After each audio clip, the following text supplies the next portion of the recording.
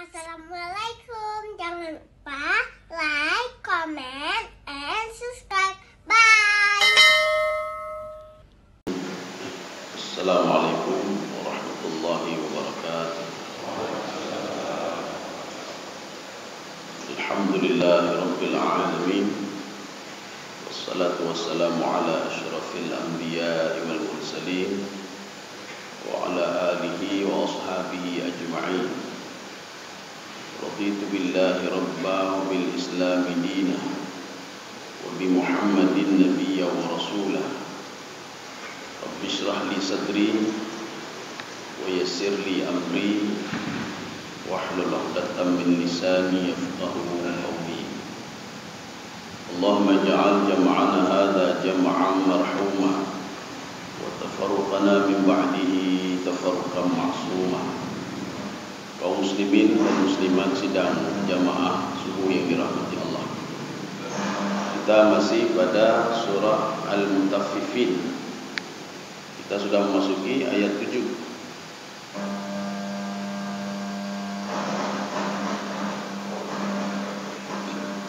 Jadi pada pembahasan yang lalu, orang yang mengurangi timbangan itu kata Allah Subhanahu wa taala celaka.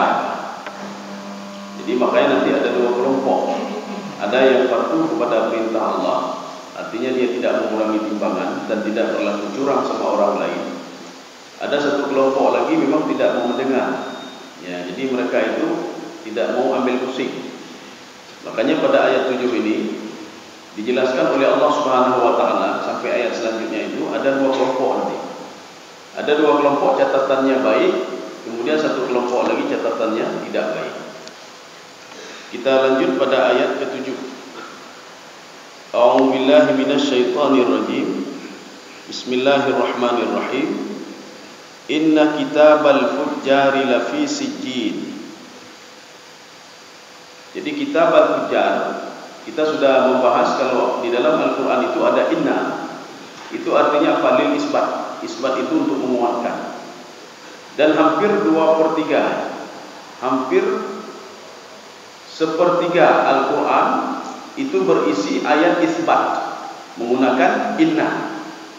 Jadi Allah ingin menegaskan kalau ada kelompok inna kitabal fujjar, kitab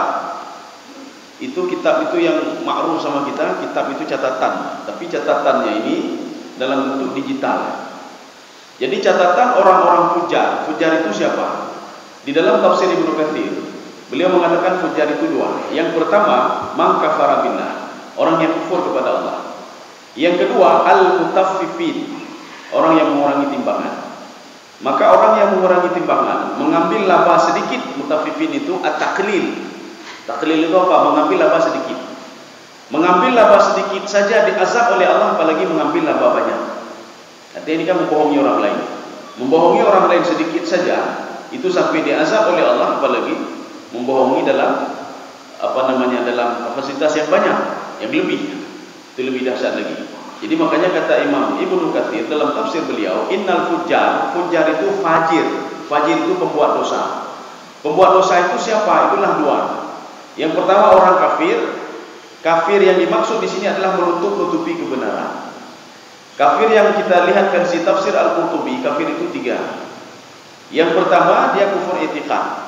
Maka orang yang i'tiqadnya itu kufur, maka dikatakan kufur i'tiqadi namanya, satu.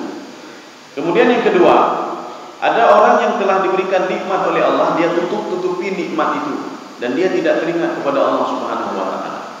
Ini namanya kufur nikmat. Kemudian yang ketiga, kufur ihsan.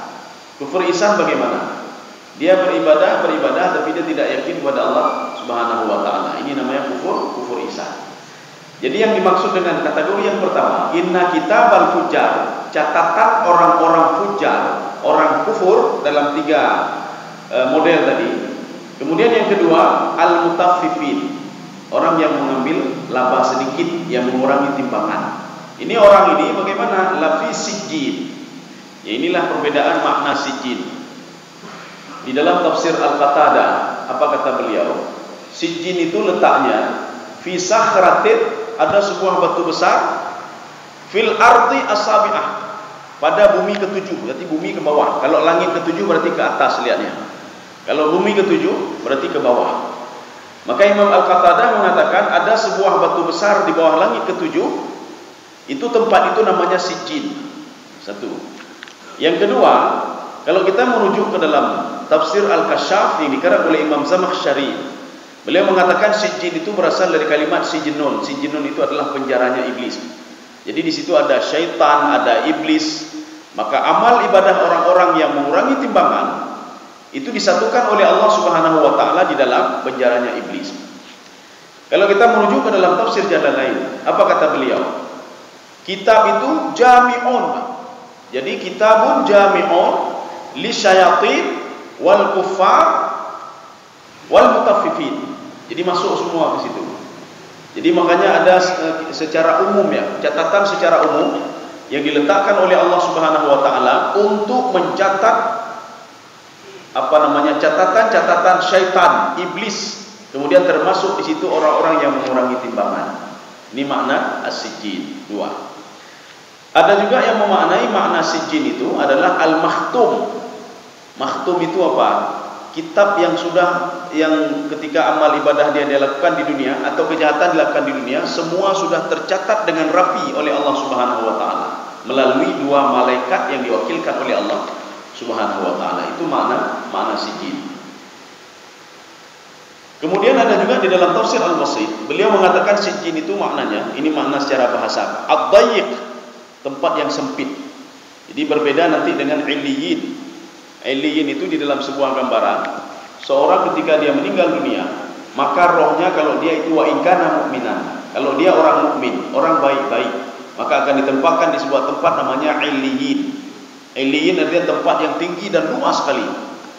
Bahkan di dalam sebuah riwayat itu dikatakan illiyin itu seluas langit dan bumi. Maka kita nanti selalu mendengar sebuah kinayah, sebuah majas, kalimat luas langit dan bumi itu maksudnya apa? Artinya sangat luas sekali. Kenapa nanti perumpamaan surga seluas langit dan bumi? Perumpamaan Lauhul Mahfuz seluas langit dan bumi. Maksudnya apa? Bukan sama luas surga dengan luas Lauhul Mahfuz, tidak.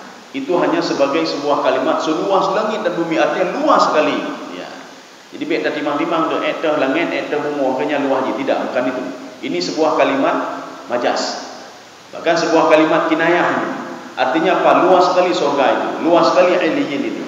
Tetapi kalau sijjin itu ad-dayyiq, tempat yang sangat sempit sekali. Ini kalau kita melihat Syekh At-Tantawi di dalam tafsir beliau Al-Wasit. Jadi beliau mengatakan kejahatan orang yang mengurangi timbangan, kejahatan orang-orang kafir, itu kafir tiga kafir itu, maka akan diletakkan di sebuah tempat yang sangat sempit sekali. Kaum muslimin sedang jamaah yang dirahmati Allah. Ya, ini makanya ada juga yang mengatakan qila huwa kitabun jami'un li a'mal lisyayatin wal kufrah. Jadi makanya ada yang mengatakan itu sijjin itu tempat di sebuah catatan untuk amal-amal syaitan. Jadi bagaimana syaitan itu membangkang kepada Allah, syaitan beribadah dan lain sebagainya. Asyayatin wal kufrah, dan orang-orang kafir. Ini pertama mendung di sini. Wa qila huwa makanun asfalil ardi as-sabi'ah fi wa huwa mahallu iblis wa junuduhu.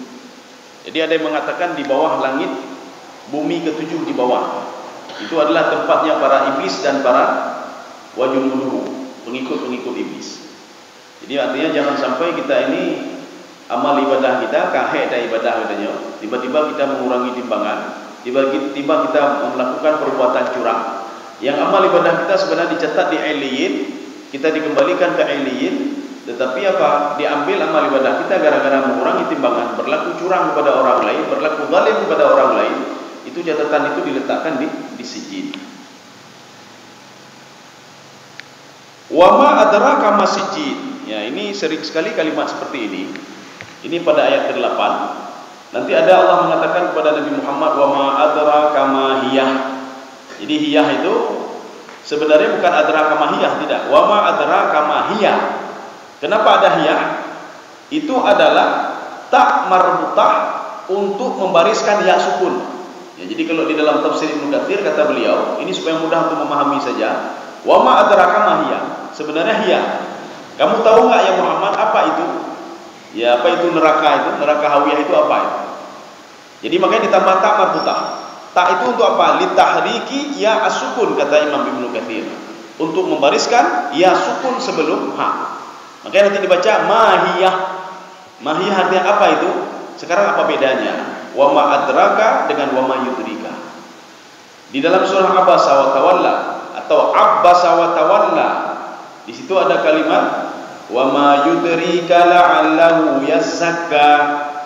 Itu kalimatnya sama sebenarnya dengan yudrika, adraka. Bedanya apa? Kalau yudrika, Nabi Muhammad sudah tahu tetapi lengah, kemudian diberitahukan lagi oleh Allah Subhanahu wa taala. Ini namanya wa ma yudrika. Nabi Muhammad bukan tidak tahu. Kalau Ummu Maktum datang kepada Nabi Muhammad minta nasihat kepada beliau, Nabi Muhammad bukan tidak tahu. Memberikan nasihat itu adalah bagian daripada dakwah beliau. Bukan tidak tahu beliau tahu. Cuma beliau merasa kesal saja. Kenapa tiba-tiba ketika beliau sedang mengajarkan para pembesar Quraisy, tiba-tiba datang Ummu Maktum minta untuk diajarkan agama. Makanya Nabi Muhammad hanaya bermun, maka turun ayat Abbasa wa Tawalla atau Abasa wa Tawalla. Ini yang pertama. Yang kedua, ketika di dalam Al-Quran itu dimunculkan kalimat wa ma adraka, ini artinya apa? Nabi Muhammad memang tidak tahu apa-apa sama sekali. Nabi Muhammad tidak tahu. Nabi Muhammad tidak tahu bagaimana neraka hawiyah itu. Sehingga Allah mengatakan wa ma adraka mahiyah, dijawab oleh Allah narun hamiyah. Itulah api yang menyala-nyala dalam neraka itu. Ini begitu juga. Kamu tahu nggak apa itu sijjin? Wa ma adraka ma sijjin. Artinya apa? Nabi Muhammad tidak tahu dan akan diberitahukan oleh Allah. Sedangkan wa ma yudrika la'allahu yazakka, Nabi Muhammad sudah pernah tahu masalah itu tetapi lengah dan diberitahukan lagi oleh Allah Subhanahu wa taala. Makanya ini sebuah kata kunci. Ketika Allah Subhanahu wa taala berbicara tentang hal-hal gaib, baik itu tentang surga, tentang neraka, tentang yaumul ketika kita dibangkitkan di padang mahsyar, ketika roh kita itu berada di alam gaib, Allah menggunakan kalimat kata kunci wa ma adraka. Ini begitu juga wa ma adraka ma sijjin. Apa itu sijjin? Jadi kalau kita merujuk ke dalam tafsir Sawi, beliau mengatakan sijjin itu ismul kitab wal mawdi' ma'adnya. Itu adalah nama kitabnya. Kitabnya itu namanya sijjin. Kemudian apa? Wal mawda' tempat. Tempatnya juga namanya sijjin. Kitabnya sijjin, tempatnya juga sijjin. Maka seperti orang berbuat baik, kitabnya namanya Illiyin, tempatnya juga namanya Illiyin.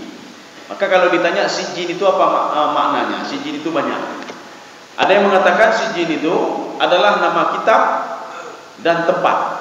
Ada yang mengatakan sijjin itu adalah sebuah tempat di bawah batu besar. Ada yang mengatakan sijjin itu adalah tempat penjaranya iblis. Sijjinun iblis wa junuduhu. Ada yang mengatakan sijjin itu adalah tempat dikumpulkannya catatan-catatan para syaitan, iblis dan pengikut-pengikutnya. Kita lanjut lagi. Nah, ini langsung dijawab oleh Allah Subhanahu wa taala. Artinya Nabi Muhammad memang tidak tahu. Nabi Muhammad tidak tahu, kemudian Allah Subhanahu wa taala memberikan sebuah kalimat wa ma adraka ma sijjin. Kamu tahu apa itu sijjin ya Muhammad? Nabi Muhammad tidak tahu dan langsung dijawab oleh Allah Subhanahu wa taala. Seperti tadi, wa ma adraka ma hiya. Nabi Muhammad tidak tahu, maka langsung direspon oleh Allah Subhanahu wa taala narun hamiyah. Itu adalah narun hamiyah. Ini begitu juga. Wa ma adraka ma sijjin. Nabi Muhammad tidak tahu apa itu sijjin, maka dijelaskan oleh Allah kitabum marqum. Maka marqum itu adalah kitab digital. Catatan itu modelnya digital. Jadi bukan model catatan-catatan seperti yang kita bayangkan begini. Ya. Mungkin nanti ada muncul pertanyaan, kenapa mesti dicatat? Apakah Allah tidak sanggup merekam? Karena di dalam sebuah dialog Allah dengan iblis, Allah mengatakan begini, wahai malaikatku, antum hafadzah ala ajsadihim ala a'malihim. Wahai para malaikatku, kalian tugas kalian itu cuma menjaga tubuh mereka saja, menjaga perbuatan mereka saja. Makanya laporan kalian ke saya itu mereka bersedekah, mereka salat, mereka tidak salat, mereka baca Al-Quran, tidak baca Al-Quran. Yang kau lihat cuma fisiknya saja. Kemudian Allah mengatakan wa ana uraqibu qulubahum, tetapi saya menjaga hati mereka, kata Allah Subhanahu wa taala. Makanya ibadah hati itu lebih dahsyat dibandingkan dengan ibadah zahir. Ibadah batin lebih dahsyat dibandingkan dengan ibadah zahir. Pada suatu hari Rasulullah SAW, jadi ketika sahabat ikut perang bersama Rasulullah. Jadi waktu itu mereka berangkat dari Mekah menuju ke sebuah tempat. Ini kalau tidak salah perang Tabuk ini. Kemudian ketika itu Rasulullah SAW memberitahukan sahabatnya, wahai sahabat, ada seorang yang tidak ikut perang bersama kita, tapi pahalanya sama seperti kalian. Sahabat bengeh, bengeh hatinya apa? Ya Rasulullah, kenapa pahalanya sama? Yang berperang itu kami, yang menghabiskan harta itu kami, yang meninggalkan keluarga itu kami, meninggalkan anak rumah itu kami ya Rasulullah. Dari Mekah kami pergi untuk menuju perang Tabuk bersama kau ya Rasulullah. Jadi kalau tidak salah perang Tabuk. Jadi kalau nanti ada ini tolong dikoreksi ya. Yang jelas Rasulullah dengan sahabatnya ikut berperang. Kemudian apa kata Rasulullah SAW? Fihi rajulun fil Madinah. Ada seorang laki-laki di Madinah, di kota Madinah. Madinah dan Mekah kan jauh. Ada seorang laki-laki di kota Madinah, dia itu tidak bisa ikut berperang. Kenapa tidak bisa ikut berperang? Karena fisiknya. Karena apa? Hartanya. Jadi harta hana-hana peng, enggak ada harta. Kemudian fisiknya tidak memungkinkan dia untuk berperang, tetapi niat dia tulus sekali. Apa niat dia? Ya Allah, kalau seandainya saya punya harta, punya ini, saya akan ikut berperang bersama Rasulullah. Ya Allah, kalau seandainya saya sehat seperti sahabat-sahabat Rasulullah itu, saya akan ikut berperang bersama mereka ya Allah. Itu doa dia setiap hari kepada Allah Subhanahu wa taala. Jadi makanya ketika itu Rasulullah mengatakan pahala dia sama seperti pahala kalian. Niat dia ikhlas sekali untuk bertempur, berperang di medan perang. Artinya apa? Inilah yang Allah katakan, wa ana uraqibu qulubahum. Saya menjaga hati mereka, hati jaga. Makanya dalam kajian tasawuf itu kan lebih condong kepada kajian hati, lebih kepada pendidikan hati. Maka kalau hati itu sudah baik, semua baik. Ya. Akhirnya menyuruh galak ada benak, berarti hati hana gel. Walaupun pui berah, lu beriman, lu kekar, tapi kita benak ya, dia hana berdoa lah. Atau ada saja salah satu anggota tubuhnya itu berbuat maksiat, artinya hatinya tidak benar lagi. Maka kalau hati tidak benar, berarti yang untuk mendidik hati itu belum benar lagi. Apa yang mendidik hati itulah salat, ibadah salat. Kalau ibadah salatnya belum benar, berarti belum khusyuk lagi dalam ibadah salat. Jadi kesimpulannya apa? Orang yang masih ngomong macam-macam itu benar, gak montai bubut makti, ibu bunyi, berarti ada masalah dengan salatnya. Kaum muslimin sedang jemaah yang dirahmati Allah. Ini yang dimaksudkan dengan kitabun marhum. Maka kalau kita melihat di dalam kitab tafsir Ibnu Arabi, jadi beliau mengatakan kitabun marhum itu diperuntukkan bagi al-murtakibuna birrazail, orang buat dosa, buat negatif ya. Makanya orang buat negatif itu akan terus dicatat, catatannya itu di dalam sebuah kitab namanya kitabun marhum, itu diletakkan di mana? Di sijil. Terlebih-lebih lagi khusus bagi orang-orang yang mengurangi timbangan, maka hati-hati ya. Orang yang mengurangi timbangan itu hati-hati. Allah sudah mengatakan sendiri catatan mereka itu fi sijil. Jadi makanya tidak disebutkan yang lain. Tetapi apa? Begitu parahnya orang mengurangi timbangan. Kenapa? Dia sudah menzalimi orang lain. Kita lanjut lagi. Ayat 10. Wailu yauma idzil lil mukadzibin. Ini wailun itu bukan nama neraka. Tidak ada neraka namanya neraka wail. Maka keliru. Wail itu di dalam tafsir Ibnu Abbas, beliau mengatakan wail ibarah yuqalu, sebuah kata-kata yang diucapkan lil halak, untuk kehancuran. Untuk kehancuran, kemudian apa? Kesengsaraan, itu kalimat wailun. Maka wailun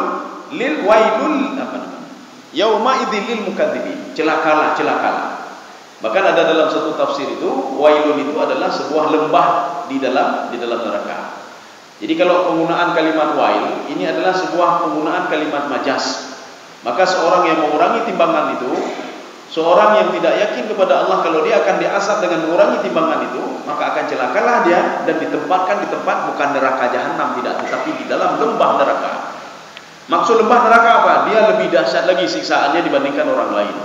Kalau orang lain di dalam neraka, kalau dia di dalam lembah neraka itu. Makanya Allah menggunakan kalimat mukadzibin. Jadi mukadzibin itu kan ada tasydid. Itu namanya istimrar. Dia terus berbohong, curang terus. Ya. Makanya penggunaan mukadzibin di sini di dalam tafsir Al-Qurtubi, apa kata beliau? Tidak yakin kepada hari kiamat, tidak yakin kepada hari kebangkitan, tidak yakin kepada hari hisab. Maka orang itu kenapa dia mengurangi timbangan? Kalau dia yakin kepada Allah, maka dia akan takut kepada Allah dan tidak mau mengurangi timbangan. Makanya kenapa dia mengurangi timbangan? Karena dia tidak yakin kalau dia akan dihisab oleh Allah. Dia tidak yakin akan diletakkan semua fisik jin di dalam penjaranya iblis. Tidak yakinnya. Makanya Allah katakan wailu yauma idzil lil mukadzibin. Mukadzibin ini termasuk celakalah pada hari itu bagi orang-orang yang mengurangi timbangan. Maka menyokali dah pupuk lagi panjaran. Ya, kali dah pupuk di mengandung. Memang recok bacuk. Maka kalau kata Imam Ghazali itu, kembalikan harta dia. Tidak ada cara lain. Kembalikan harta dia. Ini yang pertama. Yang kedua, kalau sudah meninggal bagaimana? Orang itu sudah meninggal dunia. Maka kembalikan hartanya kepada kerabat-kerabatnya. Karena kita ini yang kita takutkan apa? Kalau kita ambil punya orang lainnya. Amal ibadah kita masalahnya. Ada syekh apa namanya? Ini cerita tasawuf. Ketika beliau berada di Mekah, jadi ingin berangkat ke Palestina. Jadi Syekh apa namanya Adham ya, kalau tidak salah Adham nama beliau. Ketika itu beliau beli kurma di Mekah untuk perbekalan beliau nanti sampai ke Palestina. Beliau sekilo, jadi beli sekilo. Ketika ditimbang sekilo itu, beliau tidak tahu kalau kurma yang jatuh di samping timbangan itu ada di samping timbangan jatuh sebiji kurma. Beliau pikir itu adalah kurma yang sudah ditimbang tadi. Nyo jatah talun, langsung diambil dan dimakan. Rupanya kurma tadi jatuh dari tempat yang tinggi tadi. Bukan jatah beliau, dia makan kurma. Akhirnya setelah dibungkus kurmanya dia bawa ke Palestina. Sampai ke sana ketika beliau salah, kenapa jiwa tidak enak? Bahana manga jiwa. Talahlu. Rupanya beliau mendengar ada dua malaikat. Apa kata malaikat yang pertama? Rugi dia salat selama ini. Kalau dia masih makan rugi dia salat selama ini. Kalau dia selama berangkat dari Mekah itu dia mengkonsumsi yang haram. Kemudian malaikat satu lagi bertanya, dia nggak ada makan apa-apa, apa yang dia makan? Terus berdialog. Akhirnya pemuda ini dia bertanya. Jadi Syekh Adham ini dia bertanya, apa salah saya? Saya tidak makan haram, saya tidak makan ini, saya kurma saya beli. Rupanya teringat dia. Beberapa hari yang lalu dia pernah beli kurma, ada sebiji kurma yang jatuh di samping timbangan itu, dia makan. Unyo lekor baji. Gara-gara tinuk kurma, ibadah-ibadah nak diterima. Gara-gara tinuk kurma yang sudah masuk ke dalam tubuh, maka Rasulullah mengatakan, kalau ada di dalam tubuh itu satu titik haram, jadi satu nuqtah min haram, fannaru aula bihi, maka neraka lebih pantas untuk dia. Kalau kita kan biasa begini. Saja ba urung mekap rambut, mekap belengkang. Padung 1 kilo katanya. 1 kilo waktu, rasa aja, rasa leh. Ya rasa ka 2 kilo rasa aja. Baju-baju ni mengal. Ya. Jadi makanya urung yang mekane yang ngau maka pelonyo nak dengku yang 20 dengku ka habis dengan lu. Habis baju, habis rasa aja. Jadi makanya hati-hati kalau masalah haram ini. Dan juga harus minta izin. Luncok tini tu. Ya. Naci luncok tini tak borgam. Joncok sabah apa tak borgam dia. Jadi artinya kita harus takutlah. Takut artinya apa? Kalau orang itu tidak rida, hana rida baik kalau dia kalau tak kecok ada lu hana rida lu. Ya. Jadi artinya apa? Yang tadi saja dia tidak tahu, tetapi gara-gara dia mengkonsumsi itu yang haram itu, makanya apa? Ibadahnya itu ditolak oleh Allah. Ditolak oleh Allah Subhanahu wa taala. Kaum muslimin sedang jemaah dirahmati Allah. Makanya kan ada di dalam kajian tasawuf itu wara' namanya. Wara' itu menjaga diri. Jadi menjaga diri onyo harum hanacau, onyo penaji syubhat, onyo binau hanya bubutnya. Untuk apa? Untuk menjaga diri supaya amal ibadah kita tetap terjaga dan diterima oleh Allah Subhanahu wa taala. Jadi makanya mukadzibin di sini, wailul lil mukadzibin. Kenapa ada tasydid? Karena mereka setiap hari berbohong. Ini kalau ada tasydid. Karena ada juga nanti tidak ada tasydid. Yang kahana tasydid, kadzaba yakdzibu. Yakdzibun ada di ayat Al-Quran. Ada juga nanti yukadzibun. Nah itu beda. Yakdzibun dengan yukadzibun itu berbeda. Kalau yakdzibun mereka berbohong itu hanya beberapa kali saja, kemudian setelah itu tidak berbohong lagi. Ya. Tapi kalau yukadzibun itu terus berbohong, terus istimrar. Karena dia terus berbohong, makanya rahmat itu tidak diberikan oleh Allah juga terus menerus. Tidak ada rahmat. Hari ini tidak ada rahmat, tidak ada berkah. Hartanya banyak karena membohongi orang lain. Ya harta cukup jaya membohongi orang lain, tetapi keberkahan tidak ada. Makanya kata Imam Al-Ghazali, kalau dia meninggal dunia, maka carilah ahli warisnya. Ya. Ini kalau ahli waris nak ada lagi, bagaimana caranya? Ini masih kata Imam Al-Ghazali. Kata beliau, ambil hartanya tadi yang kita kalkulasi dulu. Nyo kasih juta lu pengegau. Tiuro seribe bulan. Nyo kasih juta lu pengegau. Bagaimana caranya? Ambil harta tadi, maka infakkanlah ke tempat rumah ibadah atau apa saja kita niatkan untuk orang itu. Ya, nyo ketipulan, pahalanya untuk tipulan. Ini berbeda dengan orang begini. Ada orang korupsi kan? Orang korupsi, kemudian dia ambil punya orang lain, nyo untuk ya pekeli harta, dak infak sedekah mentang di masjidnya. Nah, jelas. Jadi makanya kalau di dalam hadis itu apa diungkapkan? Dia dan hartanya akan dicampakkan ke dalam neraka. Jadi kalau ada orang korupsi ambil punya orang lain, ini untuk membersihkan harta saya, dak pegang kenduri lah, supaya geli harta. Ana istilah geli harta. Tidak ada istilah geli harta bagi orang yang korupsi kecuali dia tinggalkan itu. Hanya istilah geli harta bagi orang mengurangi timbangan orang lain, dia dengan bersedekah dan membantu fakir miskin dan lain sebagainya untuk membersihkan harta. Tidak ada istilah. Membersihkan harta itu apa? Membersihkan yang halal, bukan membersihkan yang haram. Bagaimana cara yang haram tadi? Tinggalkan yang haram, kembalikan pada orangnya. Kemudian yang terakhir, omahnya peng hana lagi penjaranya. Duit tak ada lagi, nak sanggup untuk membayar orang yang sudah meninggal tadi, harta yang kita curangi tadi. Bagaimana kata Imam Ghazali? Berdoalah kepada Allah. Berdoalah kepada Allah, kata beliau, mudah-mudahan orang yang meninggal itu tidak menuntut kamu di padang mahsyar nanti, kata Imam Al-Ghazali. Tetapi saya tidak yakin, kata beliau, orang itu pasti menuntut di padang mahsyar nanti. Kaum muslimin sedang jemaah yang dirahmati Allah. Ya, kita lanjut ini. Ya, ini karena ayatnya pendek-pendek. Alladzina yukadzibuna biyaumiddin. Ini namanya bayan tafsili namanya. Artinya tadi kalimatnya masih umum. Wailu yauma idzil lil mukadzibin.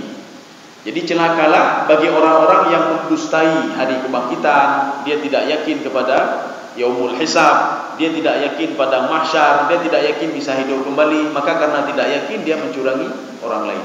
Karena tidak yakin dia buat maksiat. Maka kenapa sekarang orang buat maksiat? Karena tidak yakin kalau dia mati. Yang menyayakin mati, hana kebubuknya apa? Hana kebubuknya. Nya dah pukul di mangan, dah cok laba duno. Nya getik duno oleh Allah, hana bubuknya apa? Nya dah dalam minggu lagi nyawa. Tapi ketika diminta pertanggungjawaban oleh Allah lebih dahsyat daripada dia, hana bubuk. Karena di dalam Al-Qur'an itu pada suatu hari Abu Bakar As-Siddiq, Umar bin Khattab radhiyallahu anhu dan Rasulullah sallallahu alaihi wasallam. Jadi tiga-tiga mereka ini keluar pada suatu malam mereka keluar. Ketika itu Rasulullah ketemu dengan Abu Bakar, Umar, ditanya, "Kenapa kamu keluar?" "Saya mau cari makanan dulu ya Rasulullah." "Kamu kenapa?" "Saya juga cari makanan." "Oh, sama-sama adanya mulai sambil jalan-jalan. Tiba-tiba ketemulah dengan Khaisam. Ada seorang pemuda, pemuda ini sudah berniat kalau ketemu Rasulullah atau ketemu sahabat, maka dia akan menjamu sahabat dari Rasulullah sallallahu alaihi wasallam. Ketika itu apa kata sahabat ini? "Ya Rasulullah, saya sudah berjanji akan menjamu kalian bertiga ini kapanpun ketemu. Maka hari ini tidak boleh pulang lagi. Sekarang duduk dulu di sini. Saya akan menyembelih seekor kambing. Maka sebelum kambing itu disembelih, maka diambil susu kambingnya. Ini minum susu dulu. Kalian yang penting tunggu dulu di sini." Apa kata Abu Bakar dan Umar? "Oh ma, penaji rezeki, terus tiba-tiba sedang minta makanan, terus kedor rezekinya. Kan halal, rezeki tadi halal. Ketika sudah disembelih kambing itu disiapkan di depan Rasulullah dan para sahabat. Setelah makan itu apa kata Rasulullah? "Allah nanti akan bertanya, wahai Umar bin Khattab, kamu jangan senang dulu. Allah akan bertanya nikmat yang barusan engkau makan tadi." Artinya apa? Nikmat yang halal saja ditanya oleh Allah, apalagi yang haram. Ya. Yang halal Pak, yang halal dapat jauh. Kan halal yang ada tetap cium dah. Yang halal dapat jauh lagi pertanggungjawaban oleh Allah, apalagi yang haram. Kita lanjut. Wa ma yukadzibu bihi illa kullu mu'tadin athim. Ini namanya jumlah hasar namanya. Jumlah hasar artinya apa? Kasar maksur. Ada beberapa macam hasar maksur atau kasar maksur. Atau satu lagi, ini ada istitsna muttasil namanya. Mana itu istitsna muttasil? Ada illa. Kenapa orang itu tidak yakin kepada hari kiamat? Kenapa tidak yakin? Orang mengurangi timbangan. Kenapa dia mengurangi timbangan? Kenapa tidak yakin kepada hari kebangkitan? Kenapa tidak yakin kepada hari hisab? Wa ma yukadzibu bihi. Itu mereka lakukan kenapa? Illa, kecualinya. Ini kalau kita melihat illa di dalam Al-Quran, Itu namanya illa muttasil. Nanti ada juga illa munqati'. Apa maksud muttasil? Setiap ada illa di dalam Al-Quran, dia menghapus hukum sebelumnya. Hukum sebelumnya dihapus dan berlaku hukum setelah illa. Ya. Apa hukum sebelumnya? Semua yang dia lakukan itu, ya, dia bohongi orang lain, dia buat ini, dia buat itu, semua muaranya mana? Illa kullu mu'tadin athim, karena dosa yang dia buat. Makanya seorang itu mengurangi timbangan pegang karena nadosa ala hati. Seorang kenapa tidak yakin pada hari kiamat? Karena nadosa ala hati. Terdahulu kenapa dia berat sekali untuk melakukan ibadah salat? Karena dosa ala hati. Makanya athim itu berasal dari kalimat ithmun. Ithmun itu dosa. Athim, kalau dalam tafsir Ibnu Katsir, katsirul ithm, sudah banyak sudah dosa. Makanya seorang itu setiap dia berbuat dosa, Rasulullah mengatakan fi nuqtatin sauda. Ada titik hitam di sini. Besok buat lagi titik hitam lagi. Besok buat lagi titik hitam lagi. Hatta malaat. Sehingga titik hitam itu sudah penuh. Maka kata Imam Al-Qurtubi dalam tafsir beliau, seorang yang hatinya itu sudah hitam dengan dosa-dosa, itu seperti apa? Mithlu qabid, seperti tangan yang sudah tergenggam begini. Ya. Maka kalau sudah tergenggam apa? Yang di dalam enggak bisa keluar, yang keluar enggak bisa masuk lagi. Bagaimana caranya? Maka dikatakan oleh Imam Al-Qurtubi, maka bukalah satu-satu kembali. Bukalah satu-satu kembali. Hati yang sudah hitam tadi bagaimana? Maka bersihkanlah sedikit-sedikit, bersihkan. Supaya apa? Kita tidak jauh dari Allah Subhanahu wa taala. Kita tidak dicap oleh Allah kullu mu'tadin athim. Maka dalam bahasa Arab itu ada keserupaan. Keserupaan bagaimana? Ithmun itu kan dosa. Ismun dengan sin itu sudah lain lagi artinya. Ismun itu nama. Ithmun dosa. Maka kalau kita baca bismillah bukan bismillahirrahmanirrahim, itu salah. Kalau bismillah itu sudah menjurus kepada makna lain dengan dosa. Tapi bismillahirrahmanirrahim tapi dengan sin. Maka biarlah dalam bahasa Arab. Maka Rasulullah mengatakan yang paling fasih itu adalah saya, kata Rasulullah. Ana afsahul Arab baida anni min Quraisy. Yang paling fasih itu adalah saya, kata Rasulullah. Dan saya lagi dari keturunan Quraisy. Kenapa Rasulullah mengatakan fasih? Urung Arab kedua kadang-kadang ka ipegah a ima. Orang Mesir kalau mengatakan yaqulu, apa kata mereka? Yaqulu, ka itu a. Yaqulu, madza yaqullak? Yaqullak ya. Jadi artinya apa? Ka itu menjadi a. Maka Rasulullah tidak pernah ngomong ka menjadi a. Orang Sudan ka itu menjadi ra. Madza yaqullak? Madza yaqullak? Yaqullak itu ka itu menjadi ra. Ya. Rasulullah tidak pernah. Kalau ka, kalau ka, kalau pa, kalau ba. Jadi tidak pernah dibawa ke huruf-huruf lain. Ya. Kalau orang Mesir lagi kan jim ga. Makanya Rasulullah tidak jim ja, tetap ja, tidak ga, tidak kha. Jadi makanya jangan salah-salah. Jadi ithmun di situ athim, mu'tadin athim, orang yang sudah kelewat batas. Orang yang berbuat dosa itu dikatakan oleh Allah itu mu'tad namanya. Mu'tad itu sudah kelewat batas. Orang yang mengurangi timbangan itu sudah kelewat batas. Orang yang berbuat dosa sudah kelewat batas. Maka intinya di mana? Kullu mu'tadin athim, karena sudah banyak dosa yang sudah dia lakukan. Makanya dia seperti itu. Maka bagaimana caranya? Tidak cukup dengan mengurangi itu saja. Oh nyohanale mengurangi timbangan. Yang akan terulang lagi. Kenapa? Karena dosa sudah banyak dalam hati dia. Maka cara satu-satunya apa? Bersihkan dulu hatinya. Menyuka gelih hati, yang lain gak gelih penuh. Tangan ini tidak mau mengurangi timbangan lagi. Mulut ini tidak mau demenak-demenak lagi. Mata ini tidak mau melihat lagi maksiat. Kecuali kalaupun itu nanti apa istilahnya? Sudah istilahnya. Dia kadang-kadang roh terpuput. Ya, roh terpuput dengan terpuput beda ya. Roh terpuput. Umahana tengah jauh. Umahana tengah jauh. Itu berbeda. Kaum muslimin sedang jemaah di dalam hati Allah. Saya rasa cukup sekian saja, atau kita lanjutkan sedikit lagi, supaya lengkap ya sedikit. Ini orang seperti ini, hanya urung mengurangi timbangan tadi. Orang tidak yakin kepada hari kiamat, mengurangi timbangan, orang berbuat jahat. Idza tutla alaihi ayatuna. Ini kalau kita dakwahi dia, kita baca Al-Qur'an. Hai baik ni lagi entupnya ibu bangkit di Allah ditanya mendum di Allah, baik ni puputnya akan dimintai pertanggungjawaban, baik ni puputnya hendak akan diletakkan fi sijin, baik ni puputnya. Itu apa kata dia? Qala asatirul awalin, itu cerita dongeng itu. Hanya berdeh ke Al-Quran itu. Jadi makanya Al-Quran dia tidak yakin pada Al-Quran. Maka jangan jadi seperti Yahudi. Yahudi itu nu'minu bi ba'din wa nakfuru bi ba'din. Kami yakin kepada Al-Quran sebagian saja, dan sebagian kami tidak yakin. Allah Subhanahu wa taala yang model seperti ini, Yahudi ini, yakin kepada sebagian dan tidak yakin pada sebagian, dilaknat oleh Allah, apalagi tidak yakin pada Al-Qur'an Al-Karim. Ini seburuk-buruknya Yahudi, seburuk-buruk Yahudi. Yahudi yakin kepada Al-Qur'an, walaupun sebagian mereka tidak yakin. Kenapa? Karena membawa hal negatif kepada mereka. Maka mereka mengatakan, hana yakin kamu. Maka hana yakin. Dalam Al-Quran disebutkan ghairil maghdubi alaihim waladhdallin. Sudah dicap oleh Allah dalam Al-Quran. Itu orang-orang Yahudi itu maghdubi alaihim, Allah marah dan mereka dilaknat oleh Allah. Waladhdallin, dan orang-orang Nasrani itu sesat, adalah kelompok sesat. Ini Allah sendiri yang mengatakannya. Jadi maka mereka mengatakan hana betihnya, panina kamu tetap, panina kamu dilaknat, hana betihnya. Tapi menyolai betih. Kenapa betih? Karena ada di dalam kitab Taurat mereka. Maka mana salah satunya? Ketika di dalam Al-Quran disebutkan penjaga neraka itu alaiha tis'ata. Penjaga neraka itu 19. Pertanyaannya, kenapa 19? Kenapa tidak 20? Kenapa 19? Kenapa tidak 17? Kenapa 19? Ada apa dengan angka 19 ini? Alaiha tis'ata asyar. Di dalam neraka itu ada 19 penjaga. Ini sebelum kita jelaskan kenapa ada apa angka 19. Ada 3 tafsiran terhadap 19. Ada yang mengatakan memang 19 orang malaikat. Satu. Yang kedua, 19 itu an-nuqaba war-ru'asa, adalah pemimpin-pemimpin malaikat 19 orang. Maka pengikutnya lebih banyak dari 19. Ya. Yang ketiga, pendapat yang ketiga, 19.000 malaikat yang berada di dalam penjaga neraka itu.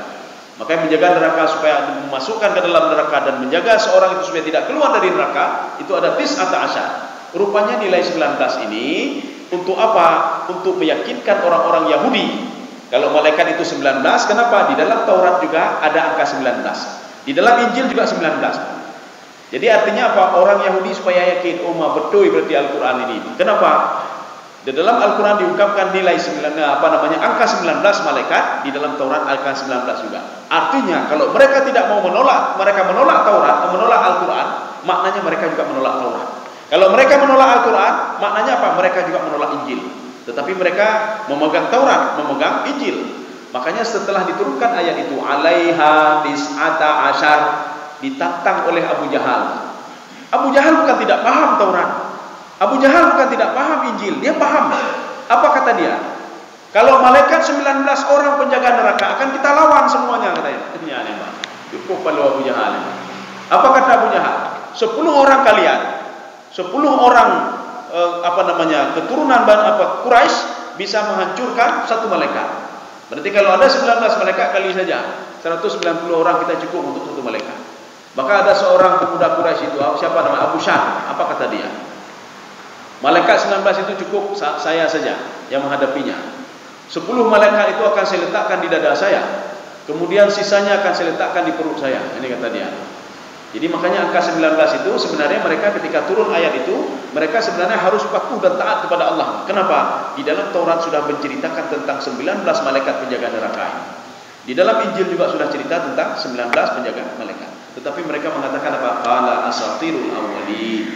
Yang menyertai dakwahi urung berkurung di mangan, hai baik dia berkurung di mangan, yang dia akan diadab hana betihnya. Hai lagi kaumnya diadab oleh Allah, kaum Syuaib di Yordania diazab oleh Allah Subhanahu wa taala, ahlu Madian, kaum Madian. Apa kata alanya kan cerita untuk puyo-puyo. Nah, inilah. Jadi artinya itu kenapa mereka jawab seperti itu? Karena dosa-dosa yang sudah mereka lakukan selama ini. Saya rasa cukup sekian. Insyaallah nanti kita lanjut kalla ya. Jadi kalla ini ada berapa macam? 3 kali diulang-ulang kalla di pada ayat ini. Ada 2 pendapat. Kalau kalla dulu kita mengenal kalla itu ada 2. Yang pertama untuk menguatkan, ditahqiq, untuk menguatkan, sama seperti inna. Satu lagi kalla itu untuk apa? Li zajar. Zajar itu apa? Untuk menafikan kalimat sebelumnya. Kalau orang kafir mengatakan kami tidak diazab, itu tidak benar. Kami kalau mengurangi timbangan akan dapat laba yang banyak, itu tidak benar. Kalau kami mengumpulkan harta kami akan menjadi orang kaya, itu tidak benar, kata Allah. La yumbadanna fil hutamah. Maka kalian akan saya masukkan ke dalam neraka hutamah, kata Allah. Yang kalian pikirkan tadi tidak benar. Harta kalian bisa membantu kalian, itu tidak benar. Ya ini. Tetapi pada ini khusus pada surah Al-Mutaffifin, kalla itu ditafsirkan dengan dua. Bisa dengan yang pertama, bisa dengan yang kedua. Makanya sebagian penafsir mengatakan kalla dalam surah Al-Mutaffifin itu lizajar. Makna lizajar apa? Orang yang mengurangi timbangan mengatakan lun kaya ngenyo, hana kaya urung kudu timbangan. Hana kaya urung tulit urung pengenggo hana kaya. Bahkan dia makin susah dia. Makin banyak harta makin susah. Makin dia korupsi ada makin susah. Makin banyak dia zalimi orang lain makin susah dia. Ya. Maka Allah katakan kalla, itu tidak benar. Yang kamu katakan itu tidak benar. Ya. Dan bisa juga kalla itu, nah ini khusus surah ini Pak Al-Mutaffifin, itu untuk litahqiq. Tahqiq itu apa? Untuk menguatkan kalau mereka itu akan dijebloskan ke dalam neraka. Tapi kalau di dalam surah lain tidak. Penafsir itu mengatakan ini maknanya li saja. Ini maknanya li taukid atau li taukid ya, li tahqiq. Saya rasa cukup sekian saja. Mudah-mudahan ada manfaatnya bagi saya sendiri dan jemaah sekalian. Apa pertanyaan? Tidak usah lagi. Ada satu saja ya. Iya. Iya. Iya.